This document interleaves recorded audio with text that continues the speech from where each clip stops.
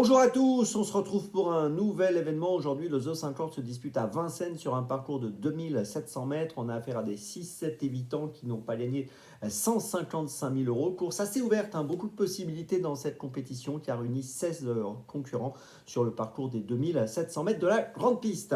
Avant de démarrer, je vous rappelle que vous pouvez vous abonner à la chaîne YouTube de The Turf. Vous pouvez activer la cloche pour être informé dès que mon prono est posté. N'oubliez pas également le jeu responsable, les mentions qui sont en bas ici. Et puis le jeu responsable, vous le savez, c'est un choix en 6 que je vous propose tous les jours, un choix resserré afin d'optimiser vos investissements au jeu simple, au jumelé, au trio et surtout bien sûr aux O5. Un petit mot aussi sur l'émission Dans mes jumelles, vous aurez un lien pour retrouver l'épisode du jour de ce vendredi à la fin de cette vidéo. Dans mes jumelles, c'est tous les jours 3 sélections, une petite folie, 4 chevaux au total pour les réunions premium. N'hésitez pas à regarder cette émission. Un petit mot aussi sur l'application The Turf, vous pouvez la noter sur Google, donc n'hésitez pas, notez-la bien. On vous attend.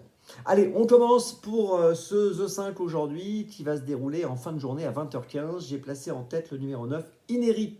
Alors c'est une course assez ouverte, mais Inérit, il est plutôt performant en ce moment, il est plutôt rassurant. Ses 3 dernières courses, c'est 3 victoires, une à Anguin, 2 à Vincennes, tout ça au mois d'octobre. Je pense qu'il peut continuer sur sa lancée, je lui fais confiance, je le place en tête sans hésitation.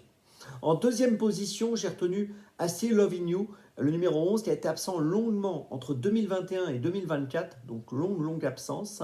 Il a assez joué ce matin, il est sur la montante, il est associé à Alexandre Abrivard. Il faut se souvenir qu'il avait gagné la Yearling Cup en 2021. Bon, c'est vrai que c'est un peu ancien, mais quand même, sur ce parcours des 2700 grandes pistes. Et je pense qu'ici, il est capable de finir sur le podium dans la mesure où voilà, il est en train de reprendre le tempo progressivement. Et je pense qu'aujourd'hui, c'est le jour où il faut le garder.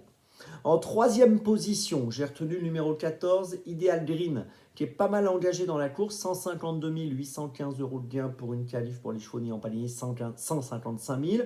Il est déféré des 4, il vient de finir 12e à Vincennes le 5 novembre. Il avait terminé 9e à Anguin auparavant en octobre. Il est sur la montante, l'entourage est confiant. Je ferai très attention à lui à votre place et je fais attention à lui. C'est pour ça que je le mets sur le podium.